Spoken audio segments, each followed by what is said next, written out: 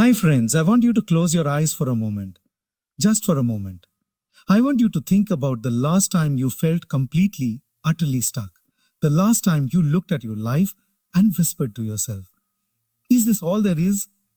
The last time you lay in bed at 3 in the morning, staring at the ceiling, wondering whether the dreams you carry in your chest were ever meant for you, or whether they were just beautiful lies your heart told itself to survive another day. Keep your eyes closed. Now I want you to think about a moment. Maybe it was years ago, maybe it was yesterday, when someone looked you in the eye, or maybe they didn't even bother looking at you, and they told you, this is your life, this is where you belong, this is where you belong, this is who you are. And somewhere deep inside you, something resisted, something pushed back, something said, no, not yet, not like this. Open your eyes, that resistance, that tiny, trembling, almost invisible refusal to accept the story someone else wrote for you. That is why you are here today. That is the most important thing about you. Not your resume, not your bank account, not the degrees on your wall or the failures in your past. That resistance, that small but unbreakable voice that keeps saying, I am more than this. Today we are going to talk about destiny. We are going to ask the question that philosophers have wrestled with for thousands of years, that keeps people awake at night, that shapes how we live our lives, how we make our choices, how we face our fears. The question is simple. The answer will change everything. Is your future already destined? Now, before I answer that, I need to tell you something. I need to tell you about a boy. This boy grew up in a house where the walls were thin and the arguments were thick. He grew up watching his father leave. Not once, but in slow motion, piece by piece, day by day, until one morning the chair at the breakfast table was just empty and nobody talked about why. He grew up with a mother who worked 2 jobs and still couldn't make rent, who came home with tired eyes and warm hands, who kissed him on the forehead every night and whispered, you are going to be something. He didn't believe her. He thought she was saying it the way parents say things, out of obligation, out of love that doesn't know the truth. This boy went to school and sat in the back of the classroom because sitting in the front felt like a declaration he wasn't ready to make.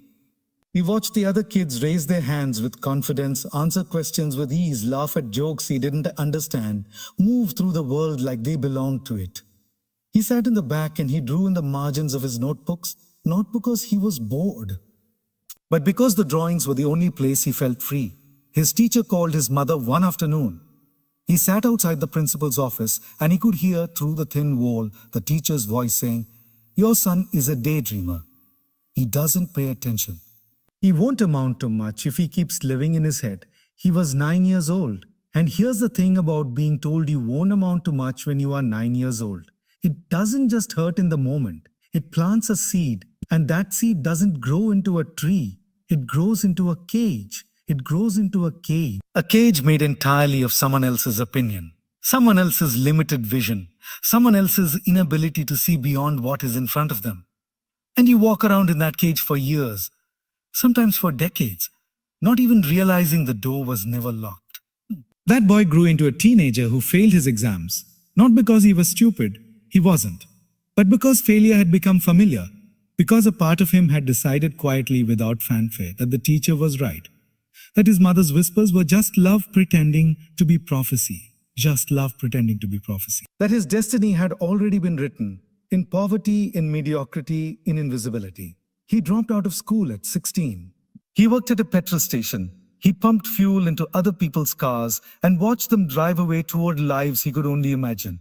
He went home each night to a small room with a cracked ceiling and he lay on his bed and he stared up at that crack and he thought, is this it? Is this my destiny? Is this the life that was written for me before I even had a chance to pick up the pen? He was 22 when everything broke open. Not in a good way, not at first. He lost his job. The petrol station closed. He had $40 in his pocket and rent due in 3 days. He sat on the steps at his building and he felt something he had never let himself feel before. Not anger, not sadness, but something colder and more dangerous than both. He felt acceptance. He felt the terrifying, suffocating peace of a person who has decided to stop fighting. He felt himself about to give up.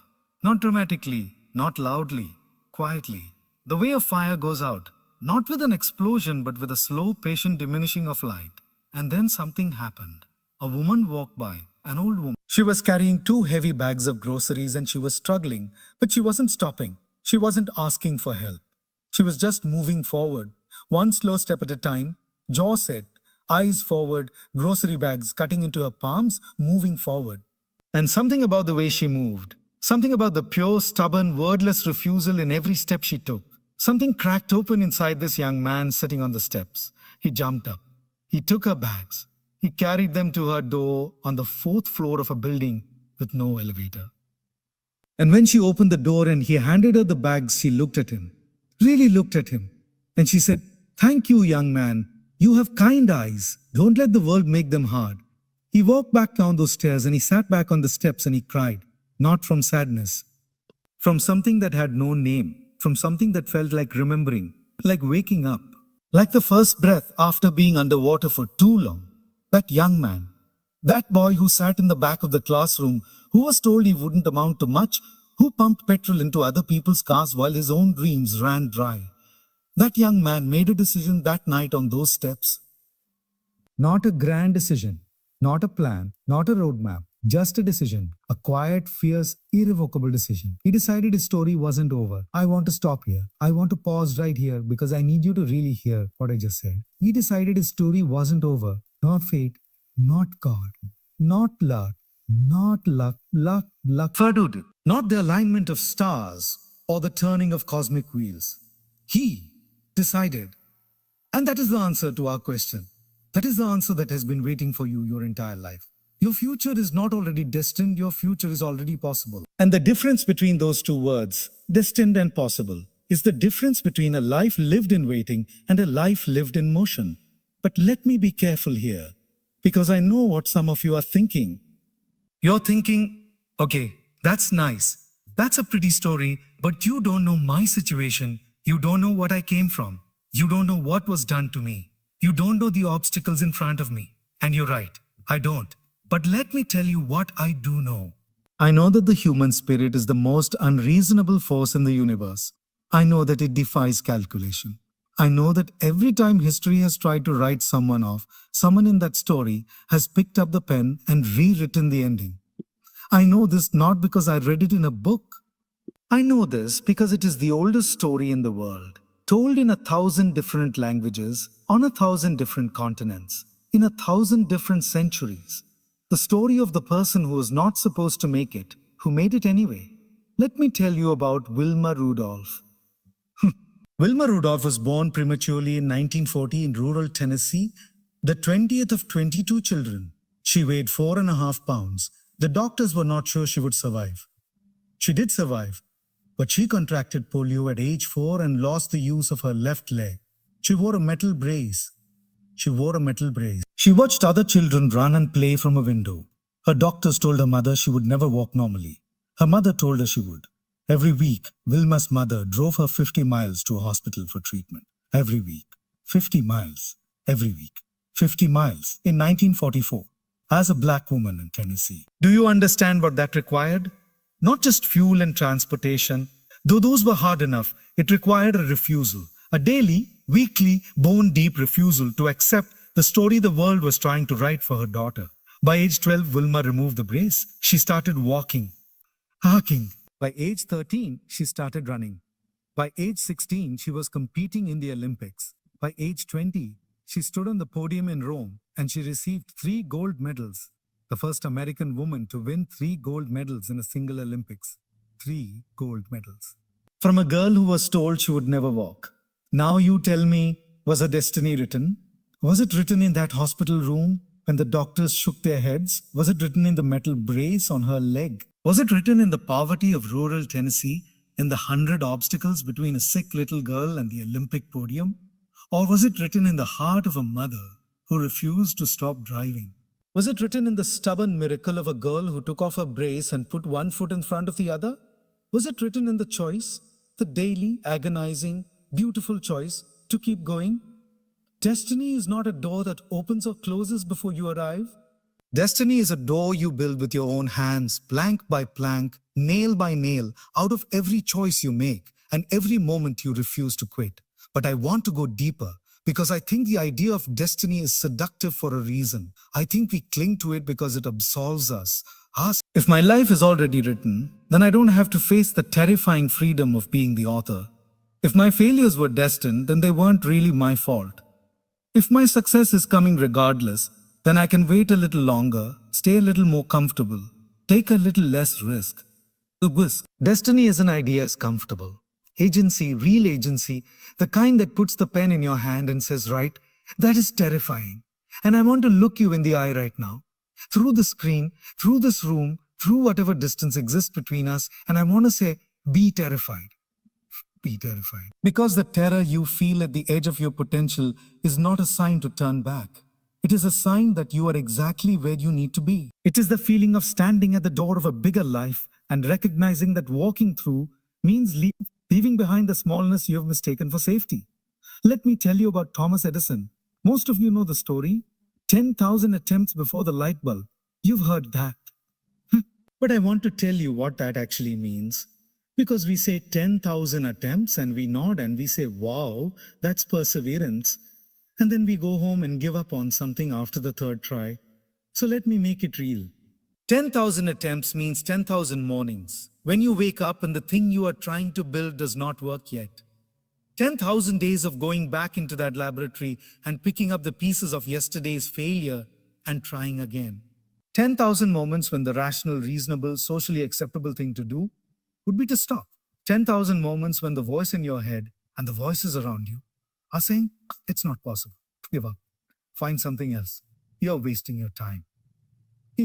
You're wasting your time. And Edison had something that most of us struggle to find. He had a completely different relationship with failure. When a reporter asked him how it felt to fail 10,000 times, Edison looked at him and said, I have not failed.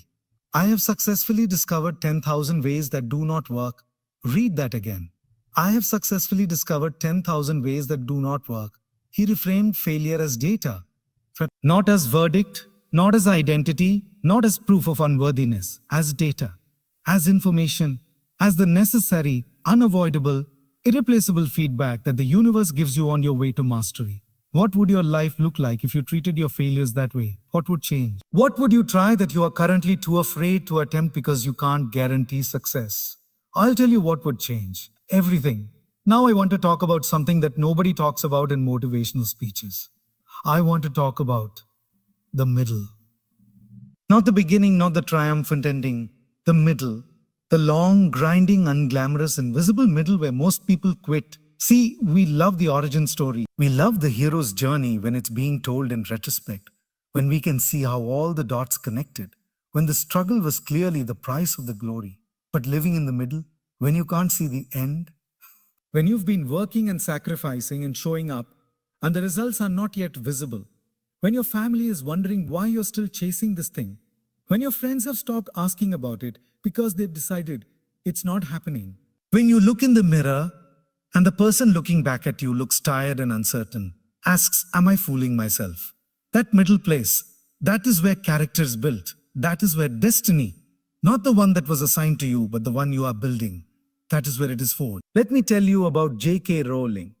Not the part of the story everyone knows, the part before. Before Harry Potter, before the billions of dollars in the films and the theme parks, and the name that every child in the world recognizes.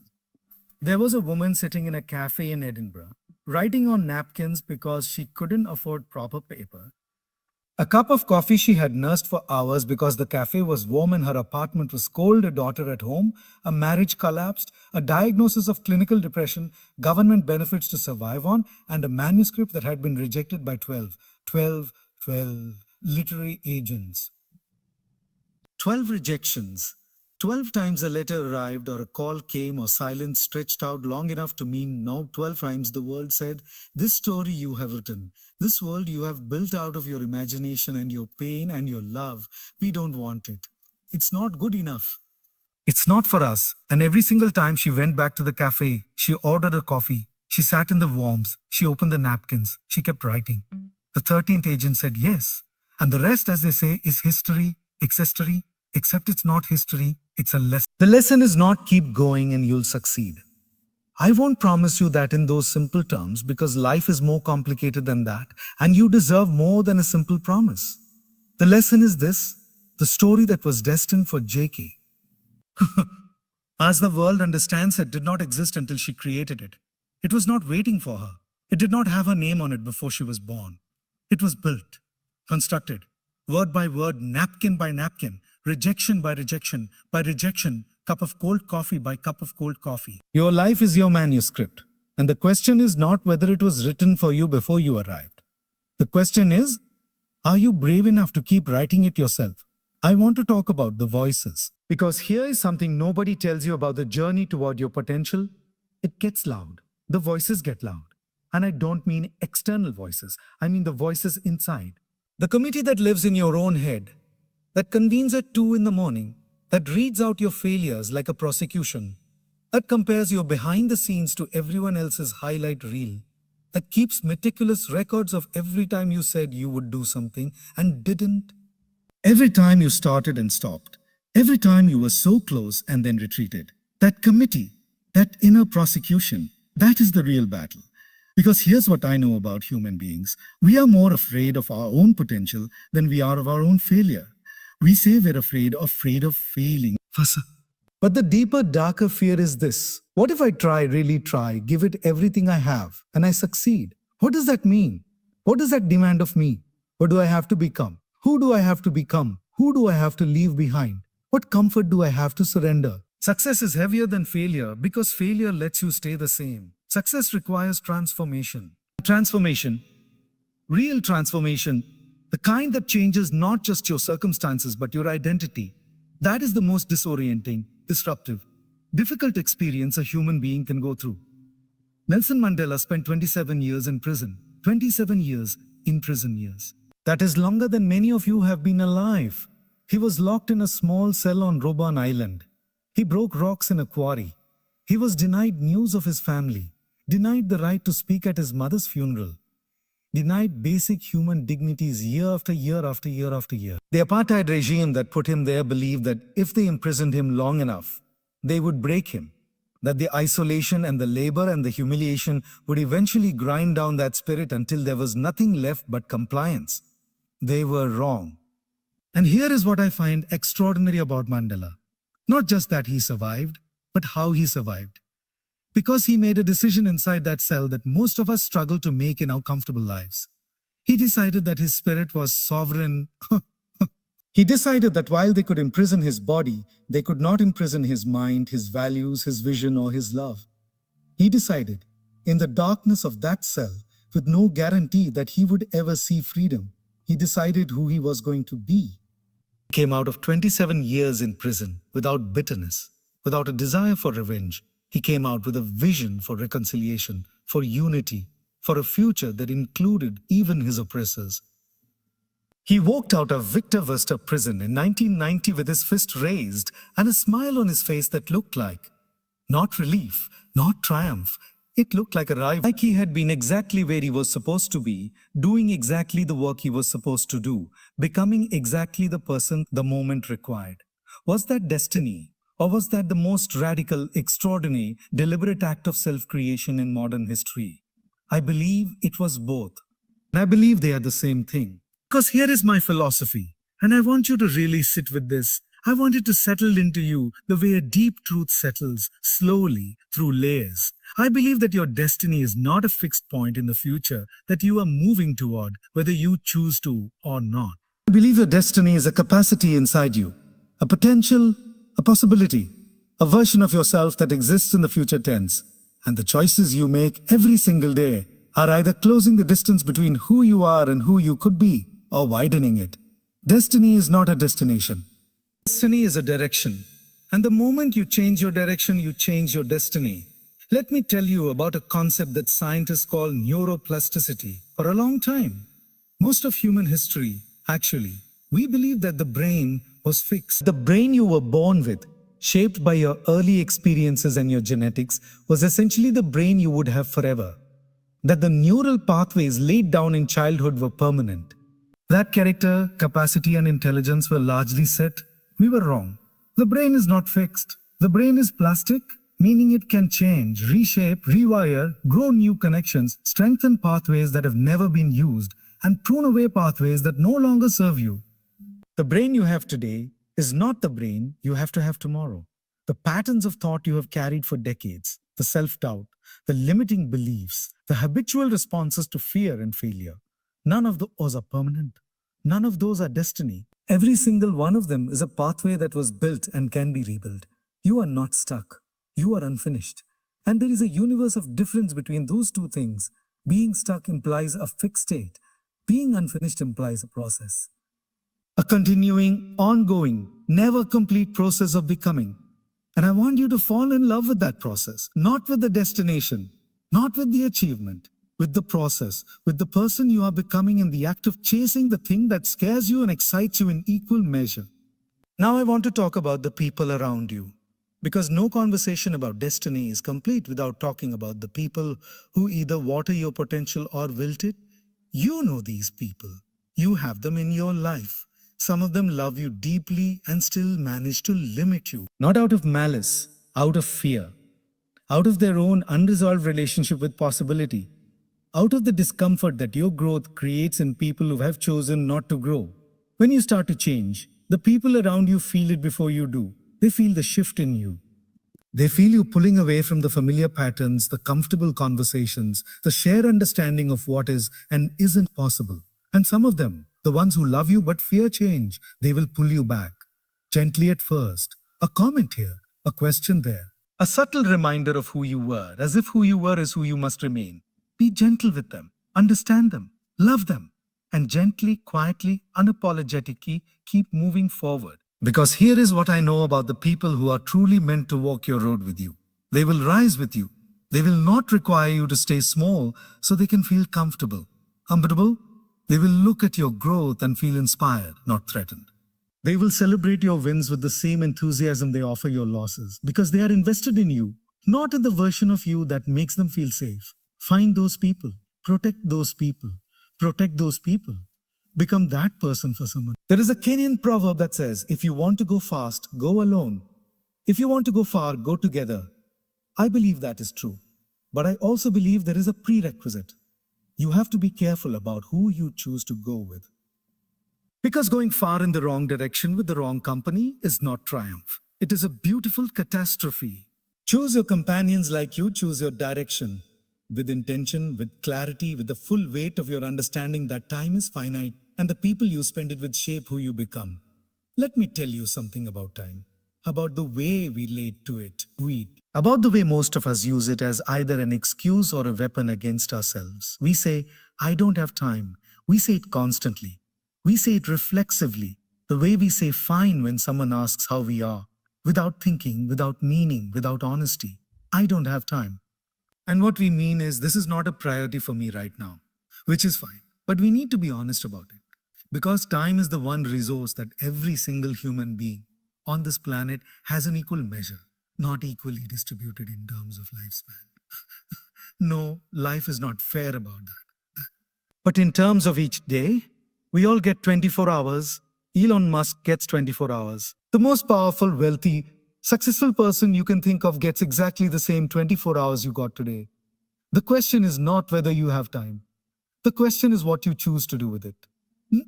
I know the counter arguments. I know some of you are working 3 jobs. I know some of you are raising children alone. I know some of you are dealing with health challenges that make every hour an act of endurance. I am not dismissing that.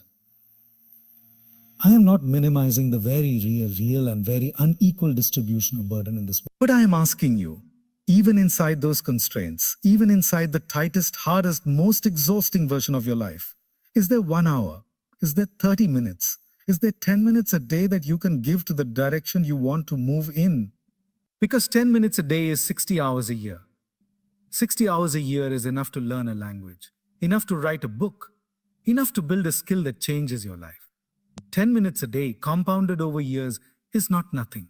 It is the building block of everything. The most important discipline is not the big dramatic sacrifice. It is the quiet, daily, unsexy commitment to the small action. The page written, the run taken, the call made, the skill practiced, the small thing done consistently over time that looks like nothing and becomes everything. James Clear calls this the aggregation of marginal gains. The idea that if you improve everything you do by just 1%, the compounded effect over time is extraordinary. 1% better every day for a year leaves you 37 times better than where you started. Not 2% better. Not 10% better. 37 times. Because that is what compounding does. It transforms the incremental into the transformative. But this only works, and this is the crucial part. This only works if you show up consistently, especially on the days when you don't feel like it. Especially on the days when the motivation is gone and all you have is the decision. On those days, the decision to show up anyway is worth more than 100 days of inspired, passionate, motivated effort. Because motivation is a visitor. It comes and goes. It is weather, not climate. You cannot build a life on motivation. You build a life on commitment. On the stubborn, unremarkable, deeply unglamorous practice of doing what you said you would do even when you don't feel like doing it. I want to talk about fear. Because everything I've said, every story, every principle, every piece of wisdom ultimately comes back to this. Fear is the guardian of your potential.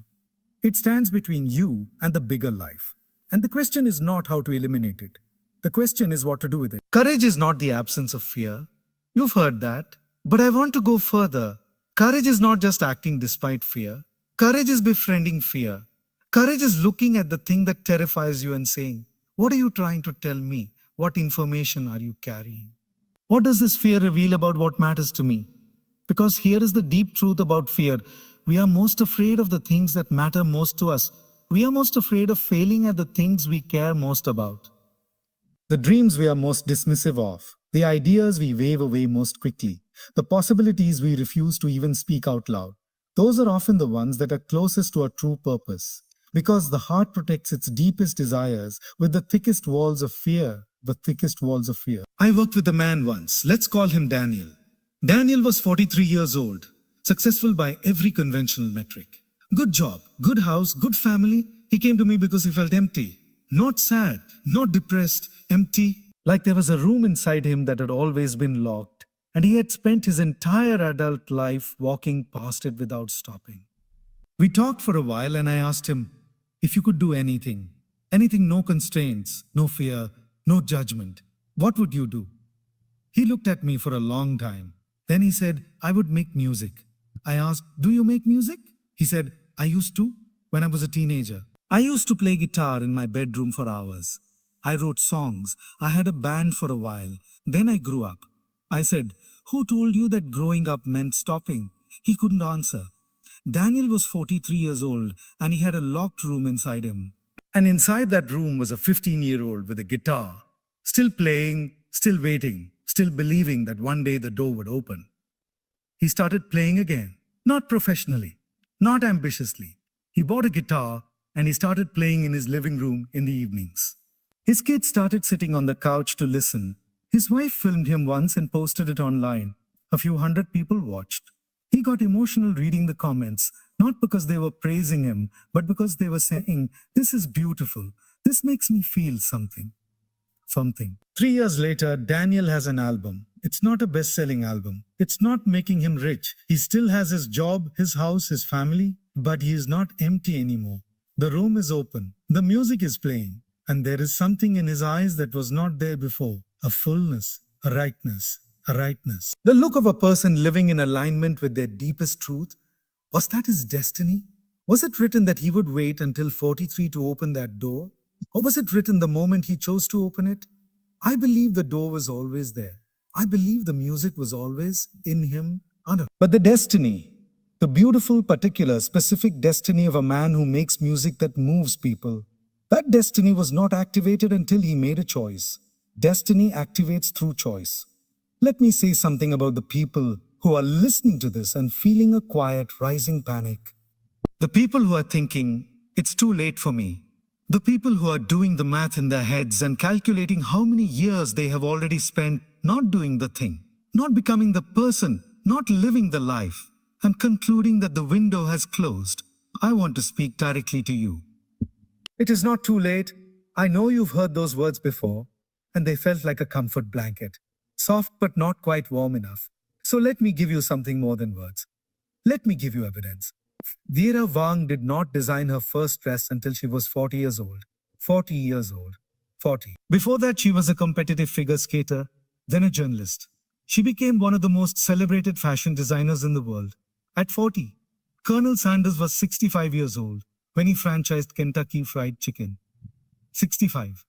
Most people are thinking about retirement. He was starting an empire. Toni Morrison published her first novel at 39.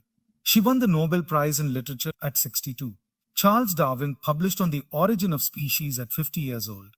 Laura Ingalls Wilder began writing Little House on the Prairie at 65. Forja Singh ran his first marathon at 89. 9 years old. He completed 8 marathons after that. The window does not close.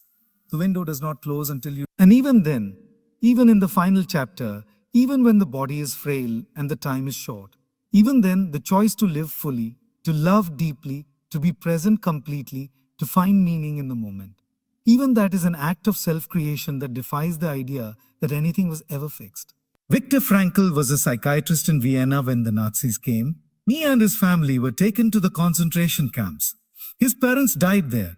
His wife died there. His brother died there. He survived Auschwitz, survived Dachau.